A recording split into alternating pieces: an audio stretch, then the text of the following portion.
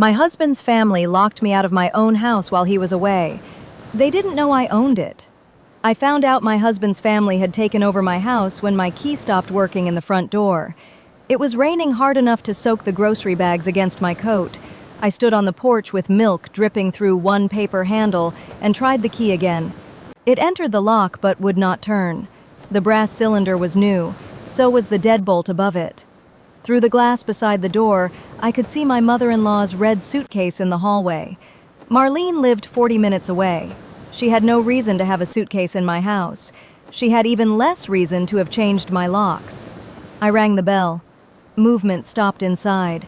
A shadow crossed the hallway, then disappeared. I rang again and heard the television lower. After nearly a minute, the door opened 3 inches with the security chain still attached. My sister-in-law Brooke looked out at me as if I were selling something. Behind her, my family photographs had been removed from the entry table. A framed picture of Brooke's 2 children sat where my wedding portrait had been that morning. There were muddy shoes across the floor, pizza boxes on the console, and one of my cream dining chairs had been dragged into the hallway beneath a pile of coats. Brooke told me Daniel had given the family permission to move in while he was away. She said they needed space. I had been making everyone uncomfortable, and it would be better if I stayed somewhere else until he returned. Then she closed the door. I stood in the rain holding groceries I had bought for a home I was supposedly no longer allowed to enter. At that moment, Daniel was 600 miles away, supervising an emergency repair at a manufacturing plant. He had left 3 days earlier and expected to be gone for another 2 weeks. I called him twice. Both calls went to voicemail. I called Marlene next. She answered from inside my living room. She said the arrangement had already been decided. Brooke's lease had ended after another dispute with her landlord. Richard and Marlene planned to help with the children while Brooke found a new place. My house had 4 bedrooms, and Daniel had always said family came first. According to Marlene, I was being dramatic about a temporary inconvenience. I asked why they had changed the locks. She said boundaries worked both ways. The call ended before I could ask what that was supposed to mean. I put the groceries back in my car and sat behind the steering wheel while rain blurred the windows. My first emotion was not anger. It was disbelief so complete that my mind kept searching for a reasonable explanation. Maybe Daniel had misunderstood a request. Maybe Brooke had been told she could use the guest room and decided that meant the entire house. Maybe the lock had broken and Marlene had panicked. Then the porch light came on. Richard stepped outside carrying 2 black trash bags. He walked past my car without looking at me and dropped them beside the curb. One bag split open. My clothes spilled onto the wet grass. That was when disbelief ended. The house on Hawthorne Lane was mine. Not ours in the sentimental way married couples sometimes use the word. Mine in the legal, documented, recorded sense. I bought it 5 years before I met Daniel. At 28, I was working as a project manager for a commercial construction company and living in a 1-bedroom apartment above a laundromat. The Hawthorne house was a neglected 1920s property with water damage, a collapsing back porch, and an electrical system old enough to frighten inspectors. Most buyers saw a demolition project. I saw original oak floors under stained carpet, good brick beneath peeling paint, and a deep yard that caught afternoon light. I used every dollar I had saved for the down payment. For 3 years, I renovated 1 room at a time. I learned to strip plaster, repair trim, negotiate permits, and sleep through the sound of industrial fans. My father, who died before the kitchen was finished, spent his last healthy summer helping me rebuild the porch. His pencil marks were still hidden inside one of the posts. The house was not just my largest asset. It was the first place in my life that felt chosen. When Daniel and I met, I had already refinanced into a low fixed-rate mortgage. He moved in 18 months later. Before our wedding, we signed a prenuptial agreement. My attorney insisted that the house remain separate property and that any contribution Daniel made toward household expenses would not create an ownership interest. Daniel had his own retirement accounts and a small rental condominium, so the arrangement was not one-sided. He read every page. He had his own lawyer. He signed without complaint. His family never knew the details because I believed our finances were private. That privacy became a stage on which Daniel performed a different version of our life. I first noticed it at a barbecue 2 months after our wedding. Richard complimented the deck and asked Daniel how much he had paid for the house. Daniel smiled and said he had gotten in before prices went crazy. I waited for him to correct himself. He did not. Later, I asked why he let his father think the house was his. Daniel said the distinction did not matter because we were married. He claimed correcting Richard in front of everyone would have made him look small. I told him the truth was not an insult. He apologized, kissed my forehead, and promised not to do it again. He did it again. When Marlene admired the kitchen, Daniel described decisions I had made years before knowing him as if they were his. When Brooke wanted to host her daughter's birthday in the yard, she asked Daniel, not me. He gave permission before checking my schedule. Every incident seemed minor enough to settle privately. Every private correction disappeared before the next family gathering. I did not understand then that Daniel was borrowing status from my house. His father treated property ownership as proof of adulthood. His mother respected whichever person seemed to control the largest space.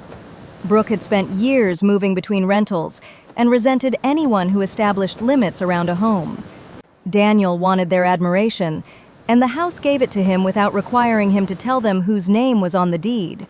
By the time I was locked outside, they did not merely believe Daniel owned Hawthorne Lane, they believed I lived there because he allowed it. I called the police. 2 officers arrived 20 minutes later.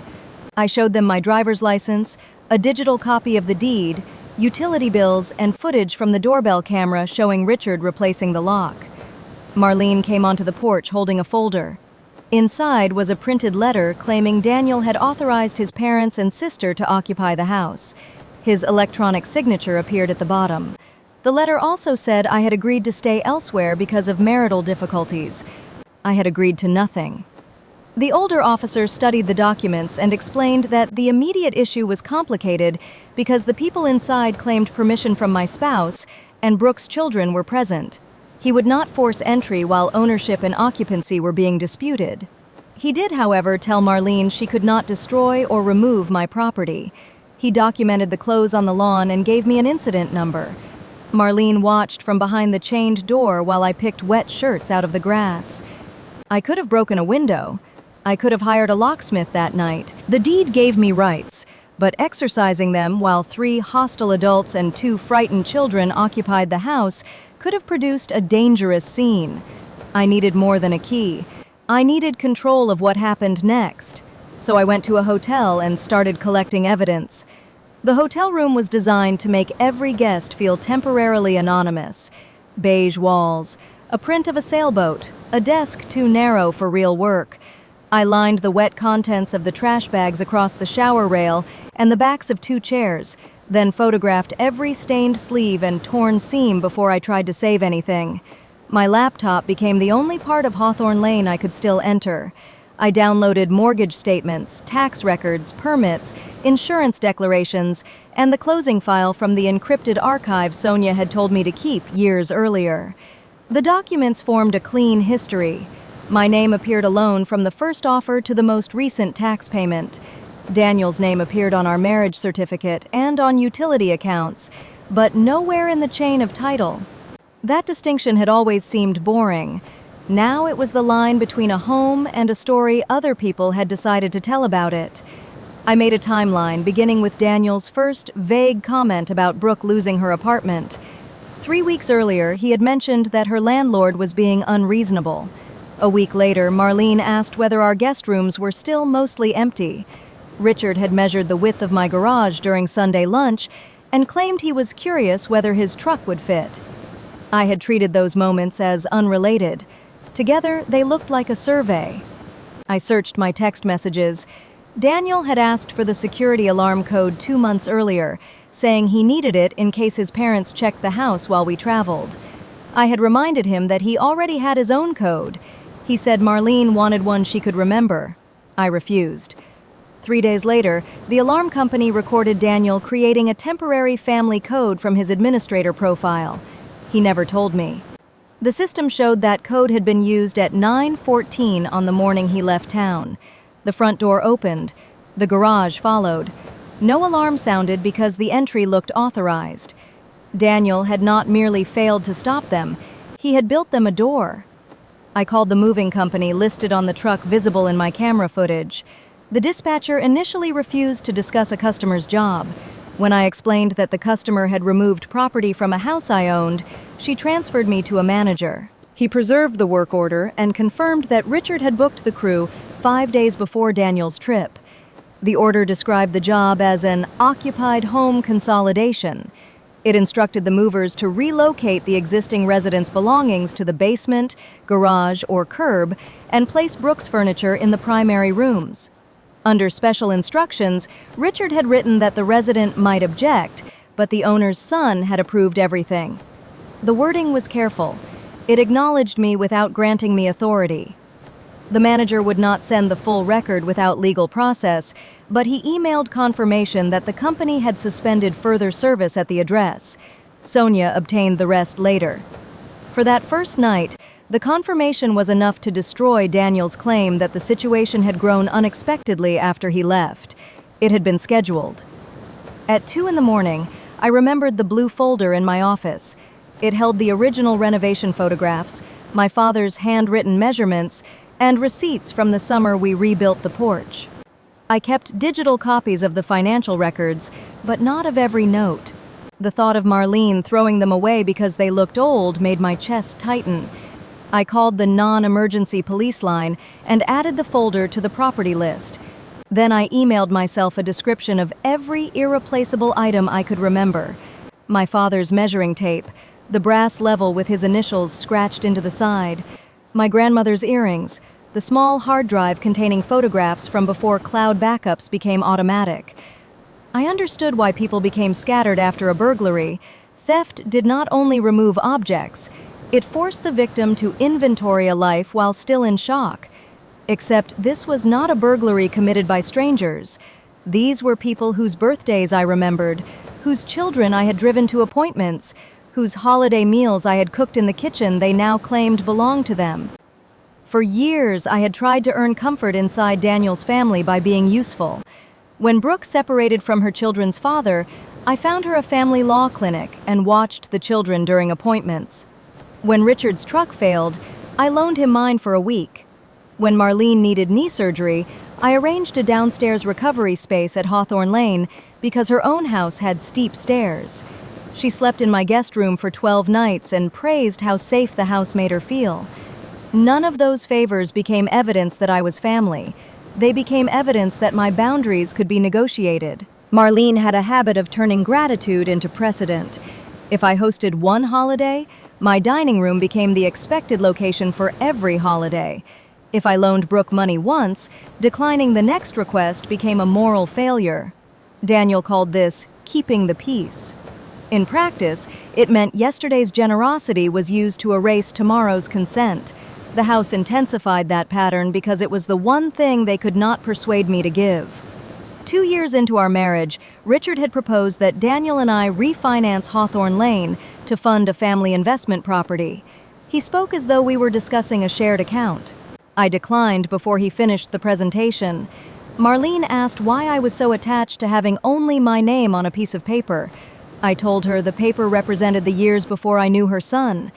Daniel later said the answer embarrassed him. He did not say it was untrue. For several months after that, his family stopped mentioning the deed. I mistook silence for acceptance.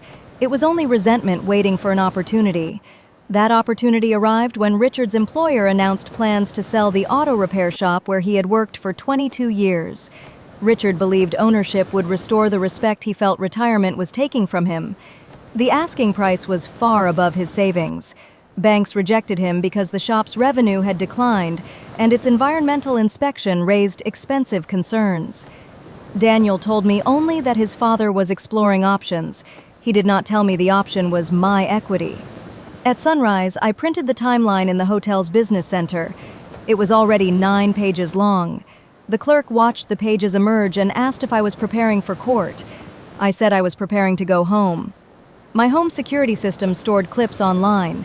Richard had unplugged the interior cameras, but not before they recorded the first hour. I watched my in-laws enter with suitcases, while Brooke directed movers carrying boxes through the garage. Daniel had not been gone 6 hours. Marlene opened closets and decided which of my belongings would be removed. Richard carried my framed photographs into the basement.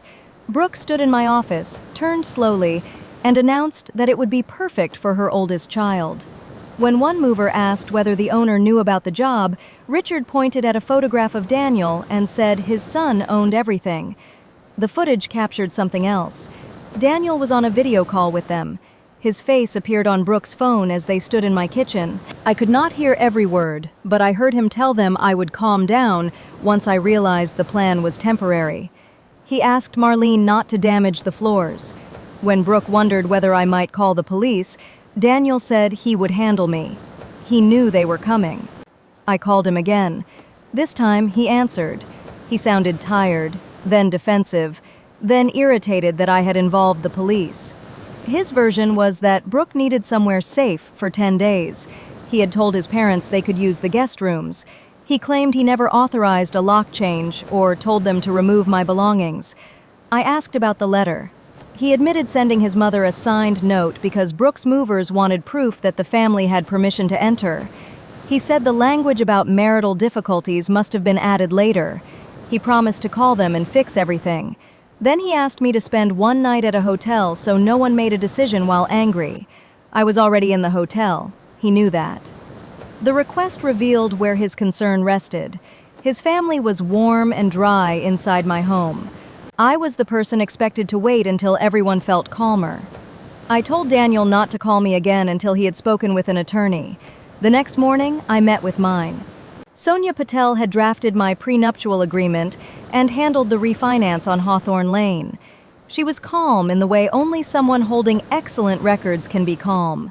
She confirmed that title remained solely in my name, the mortgage was solely mine, and Daniel had no contractual or equitable ownership claim under our agreement.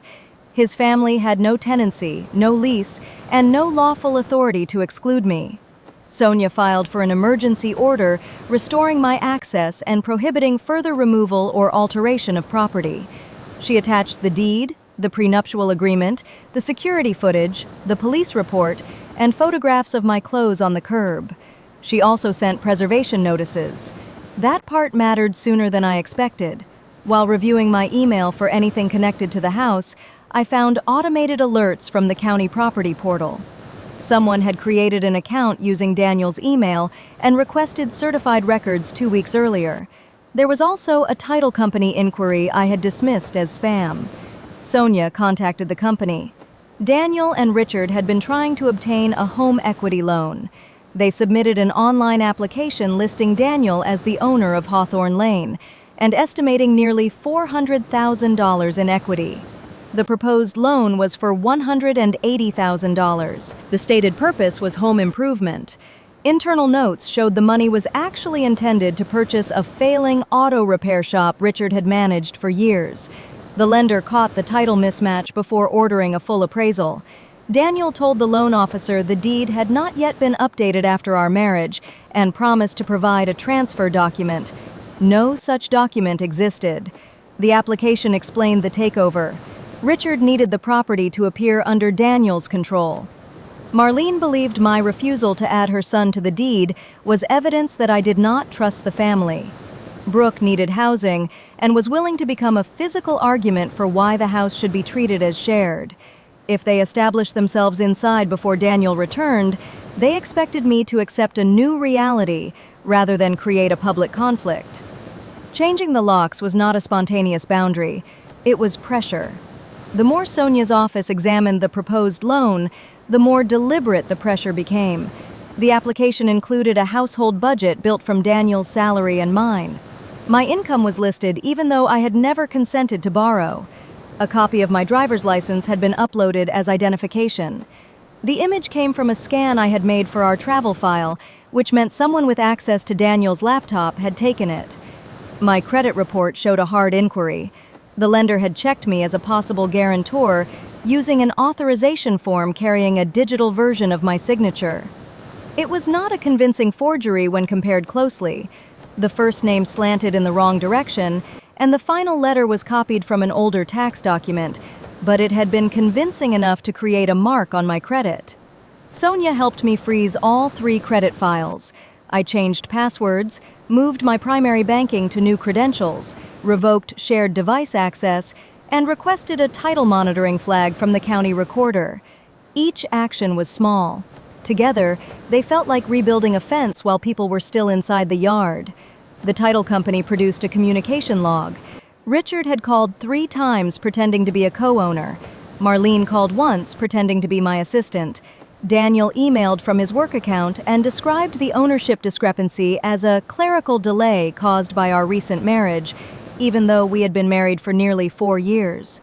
When the title examiner asked for my direct confirmation, Daniel said I was traveling without reliable phone service.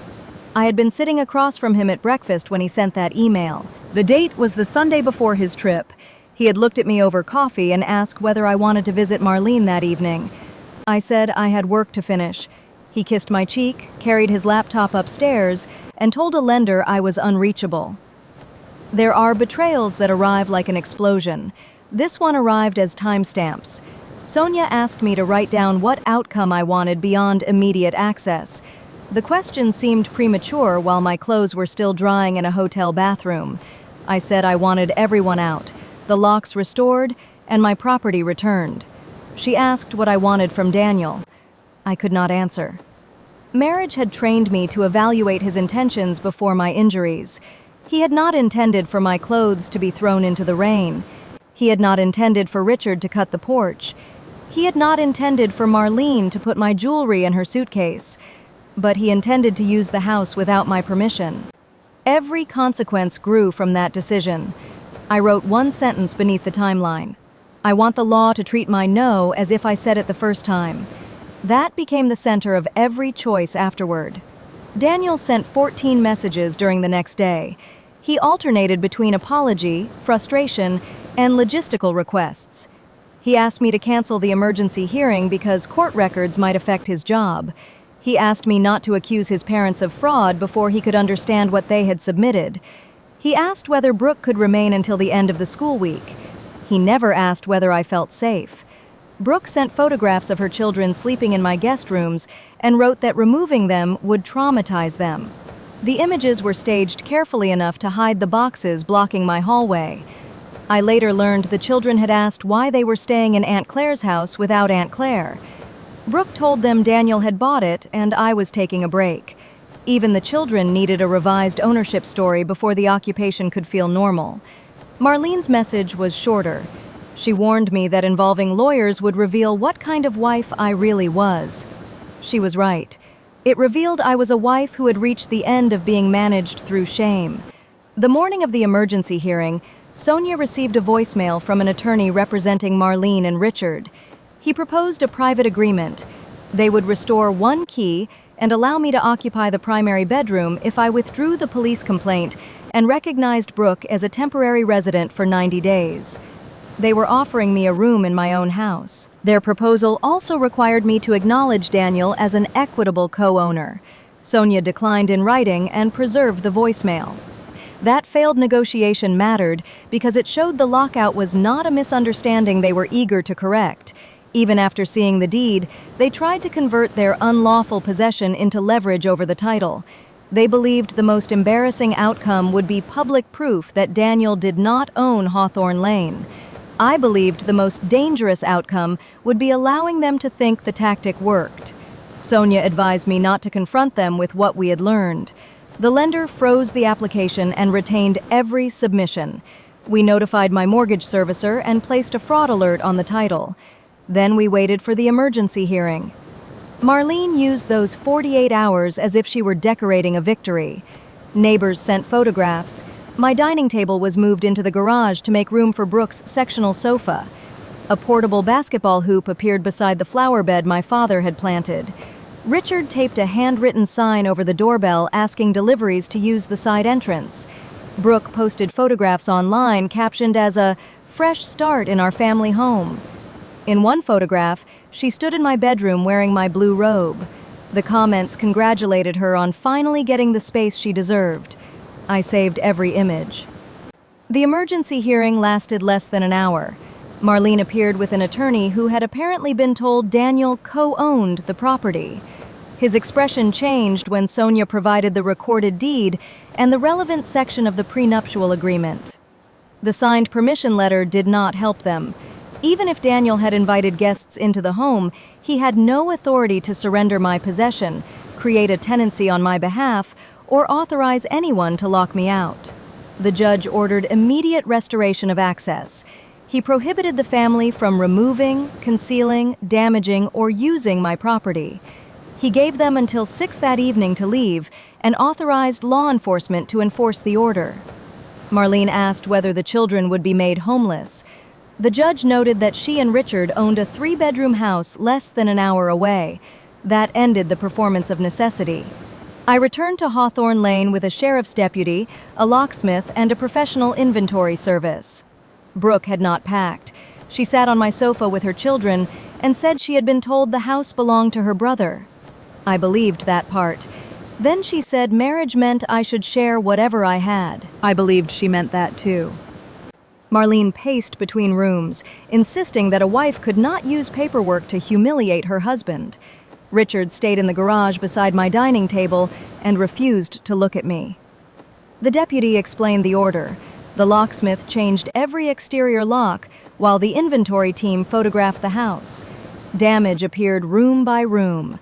My office computer had been disconnected and placed in the basement. 2 external drives were missing. My jewelry box had been opened.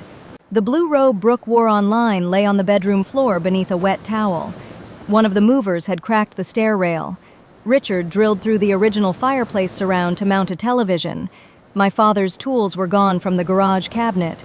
Worst of all, the pencil-marked porch post had been cut. Richard wanted to widen the entrance for Brooke's sectional. Instead of removing the door properly, he sawed into the post my father and I had installed. The cut was ugly and fresh, pale wood exposed beneath dark stain. I stood beside it with one hand against the splintered edge and felt the grief I had avoided since my father died rise all at once. Marlene called it cosmetic. That word ended any remaining temptation to soften what came next. The family left at 6:23. They took Brooke's furniture and most of their boxes. The inventory team recorded what remained. I did not allow them to take any sealed container until it was checked, because my belongings had been mixed with theirs. My jewelry was found inside Marlene's suitcase. She said she had moved it for safekeeping. My father's tools were in Richard's truck. He said he thought they belonged to Daniel. The external drives were beneath Brooke's children's clothes. She blamed the movers. The deputy documented all of it. When the last car pulled away, I entered my house alone. It no longer smelled like home. It smelled like pizza, wet shoes, and Marlene's perfume. Every room carried proof that strangers had made decisions inside it. Even after the locks were changed, I checked them 3 times. I slept in a chair facing the front door. Daniel returned the next afternoon. He tried his old key before ringing the bell. I watched him through the camera. His suitcase stood on the porch where mine should have been 3 nights earlier. For one brief second, the reversal might have looked satisfying. It did not.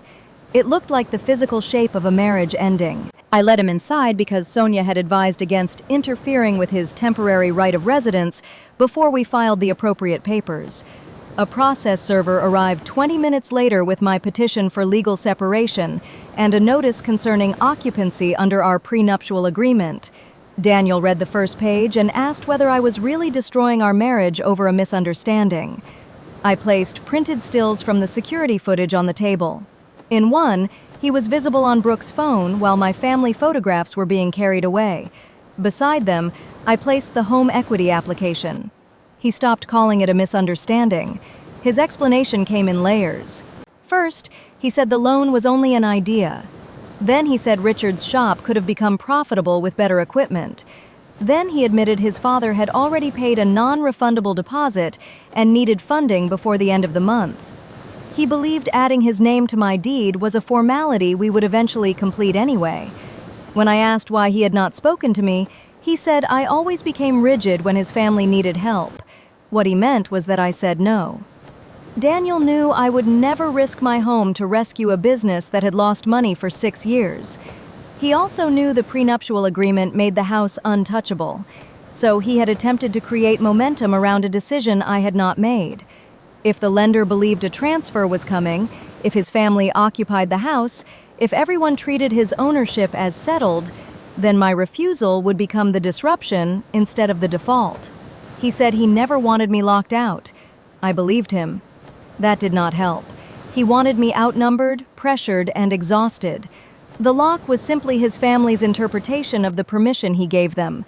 I asked him to leave for the night. He refused until Sonia called his attorney. 2 hours later, he packed a suitcase and went to his parents' house. Within a week, the family changed tactics. Marlene sent long messages about forgiveness and grandchildren we did not have. Richard claimed the loan application was an innocent mistake made by an inexperienced broker. Brooke posted that she and her children had been thrown into the street by a controlling woman who valued a building more than family. The photographs she chose showed them sitting beside boxes on Marlene's wide front porch. Friends of the family contacted me. Some asked for my side. Others had already decided that sole ownership inside a marriage was inherently selfish. I sent no explanations. Sonia sent formal demands for the posts containing my address and personal information to be removed. Then, a local lifestyle page shared Brooke's story. The post described her as a newly single mother evicted without warning from her brother's home. It included a fundraising link asking for moving costs and legal expenses. Donations rose quickly. Brooke forgot that her public photographs preserved dates. They showed furniture arriving at Hawthorne Lane before Daniel left town. They showed my belongings stacked in the garage. One image captured Richard changing the deadbolt. Another showed Marlene holding the folder containing the altered permission letter. Sonia's investigator archived everything before the post disappeared. The title company completed its fraud review. The electronic loan file contained more than a mistaken checkbox. Someone had uploaded a draft quitclaim deed purporting to transfer Hawthorne Lane from me to Daniel. The signature was mine. I had never seen the document. The notary stamp belonged to a commission that had expired 2 years earlier. Metadata showed the file had been created on Richard's computer and emailed from Marlene's account. Daniel had forwarded it to the broker. He later claimed he assumed it was only a sample. The words, "prepared for recording," appeared across the top. The attempted loan became a criminal investigation. I did not control whether charges were filed, but I cooperated fully.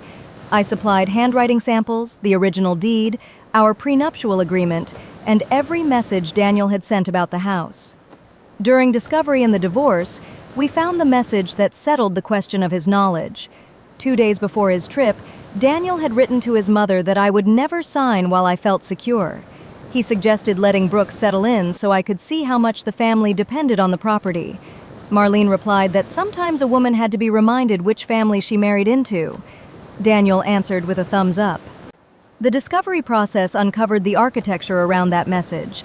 Daniel had created a shared folder labeled Hawthorne Transition. Inside were photographs of the deed, estimates of the house's value, sample transfer forms, and a spreadsheet calculating how much equity could be extracted without pushing the monthly payment beyond what he believed we could afford. The spreadsheet included my salary. It also included a column called Resistance Period. Daniel had estimated that I would refuse for 2 weeks, threaten legal action for another week, and eventually agree if Brooke's children were already settled and Richard's deposit was at risk. He had assigned a financial cost to every week I delayed. My marriage had been reduced to a model of how long my boundaries would survive pressure. There were notes from family video calls. Marlene recommended telling relatives that I was experiencing work stress, so any objection I made would sound unstable. Brooke offered to post cheerful moving photographs immediately, creating social proof that the arrangement was accepted. Richard insisted the lock be changed because he did not want me removing documents from the office before the lender finished its review. That last note explained why my computer had been disconnected. They were not only excluding me, they were searching for the original deed and financial records that could interrupt the loan. The inventory team recovered my blue folder from a box in Richard's garage. Several pages had been removed. Investigators later found photographs of them on his phone, including a refinance statement showing the approximate equity. My father's handwritten porch measurements were folded beneath the statement. Richard had handled them as scrap paper while calculating what my house could buy for him. Daniel's attorney argued that the transition folder reflected brainstorming rather than a completed plan. Sonia asked why brainstorming required a forged signature, a changed lock, a moving crew, and my belongings on the curb. There was no useful answer. The financial examination revealed another reason for the urgency. Richard had not merely paid a deposit on the repair shop, he had borrowed the deposit from Marlene's retirement account and promised to replace it within 30 days. Brooke had contributed money from an education account intended for her children. Daniel had secretly transferred $20,000 from his separate investment account. All of them needed the home equity loan to erase decisions already made. My consent was the only missing asset. Instead of treating that absence as an answer, they treated it as a problem to solve. I attended one settlement conference with Daniel in person. He looked smaller than he had on the security video. For the first time, he admitted that his family knew the house was legally mine before they moved in. He had told them the prenuptial agreement was temporary and that I would eventually revise it. He said he believed that after 4 years of marriage, refusing to add him to the deed showed I did not fully trust him. I asked whether forging my signature was supposed to increase that trust. He had no answer. Daniel offered to waive any claim to appreciation in the house, pay half the repair costs, and attend counseling if I paused the divorce. The offer sounded substantial until Sonia reminded everyone that he had no valid claim to the appreciation, restitution was already being pursued, and counseling could not make the forged application disappear. He was offering not to take what he could not take. I declined. Outside the conference room, Marlene waited beside the elevators despite instructions that family members should not attend. She looked at me with the exhausted fury of someone who believed consequences were an unfair surprise. She said Richard might lose everything. I told her that everything belonging to Richard was never the issue. The elevator doors opened before she could answer. Later, Daniel accused me of enjoying that moment. I did not. Revenge would have meant wanting his parents ruined because they frightened me. What I wanted was narrower and more durable. I wanted the title corrected, the damage repaired, the false records exposed, and every person involved prevented from using my silence as evidence of permission. Accountability felt less dramatic than revenge. It also lasted longer. The criminal case relied heavily on digital records.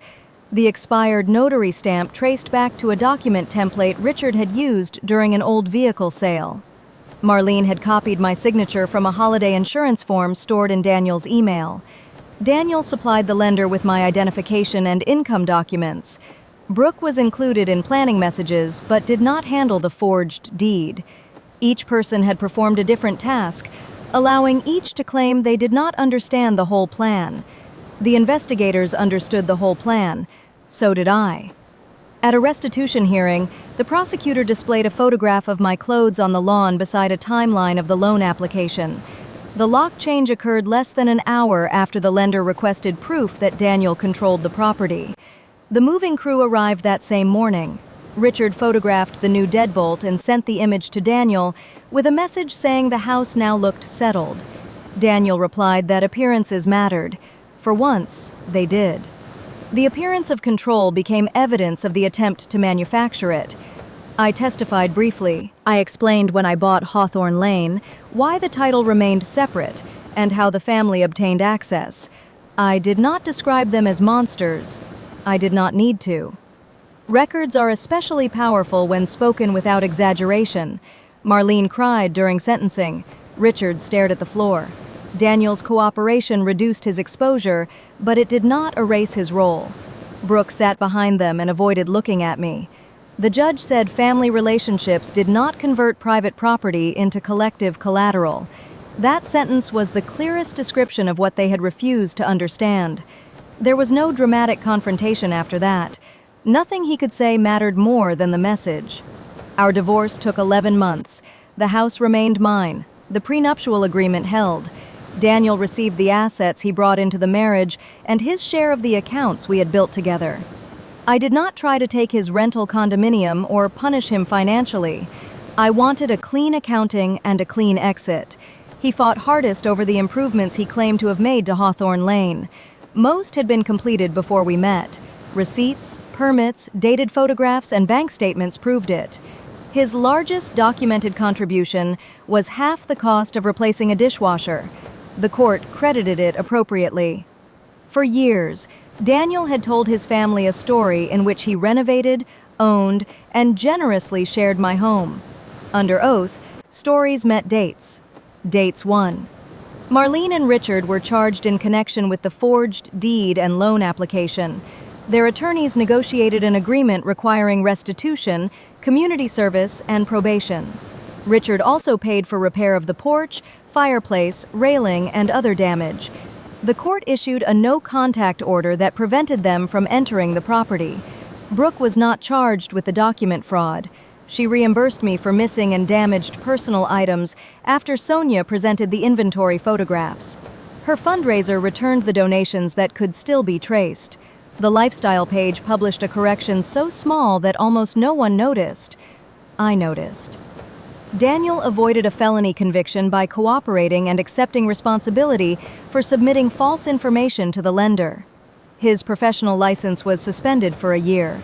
Richard's deposit on the repair shop was lost, and the shop was sold to another buyer. Marlene blamed me for all of it. She wrote one final letter before the no-contact order took effect. She said I had destroyed the family because I needed everyone to know the house belonged to me. That was not true. For years, I had allowed everyone to believe the opposite because I loved Daniel and did not want to embarrass him. Silence had not protected the marriage. It had protected the lie inside it. After the divorce, I restored the house slowly. The fireplace surround could not be perfectly repaired, so a carpenter used matching oak to create an intentional inlay where Richard had drilled. The stair rail was rebuilt. The carpets were cleaned twice. I repainted my office a deep green and installed shelves where Brooke had planned to put a child's bed. The porch post was harder. A restoration specialist told me the damaged section could be replaced, but doing so would remove the part my father had touched. Instead, he stabilized the cut and fitted a slim brass plate over it. On the plate, I engraved the date my father and I finished the porch. The scar remained, but it no longer looked like surrender. I also stopped treating ownership as a secret, not because I needed to announce my finances, but because I had learned that deliberate ambiguity benefits the person manufacturing it. When contractors arrived, the paperwork named me clearly. When new neighbors asked about the renovation, I told them I bought the house at 28. When friends complimented a room, I did not redirect credit toward a man who was no longer there. The first gathering I hosted after the repairs was small. Sonia came with her wife. My construction team brought food. 2 neighbors who had photographed the takeover brought flowers. We ate around the dining table after its legs were repaired. No one sat at the head because the table was round. Near the end of the evening, someone asked whether living alone in a 4-bedroom house felt excessive. The old version of me might have justified every room. I might have explained the mortgage, my father's work, the future resale value, or the years of labor. Instead, I said I liked living there. That was enough. 6 months later, I turned the former guest room into a studio for furniture restoration. The room where Marlene planned to sleep became a place where I repaired things that still had a sound structure. I learned to separate damage from ruin. I did not learn the same lesson about my marriage. Daniel sent an apology through his attorney after the divorce was final. It was longer and more honest than anything he had said in person. He admitted that he enjoyed being treated as the owner. He admitted he had mistaken my reluctance to publicly correct him for permission. He admitted that every time his family crossed a boundary, he made me responsible for restoring peace, because he knew I was more reasonable. I believed the apology. I did not return. Understanding why someone betrayed you does not create an obligation to give them another opportunity. Brooke eventually found an apartment. Her children remained with their father during the transition, so they were never homeless. Richard retired. Marlene sold jewelry to cover part of the restitution, including the bracelet she had removed from my bedroom and later claimed she was protecting. People who once called me cold stopped mentioning the story when official records became public. Some apologized, most simply became quiet. The house on Hawthorne Lane is still mine. The deed is not a technicality, the prenuptial agreement is not an insult, and the lock on the front door is not a symbol of who controls me. They are ordinary protections that became dramatic only because other people believed my boundaries were temporary obstacles. My husband's family locked me out of my own house while he was away. They thought the largest fact in the room was that I was his wife. They thought marriage had turned my years of work into a family resource, his silence into ownership, and my reluctance to make a scene into weakness. They did not know I owned the house. More importantly, they did not know I had finally stopped protecting the people who knew it was mine.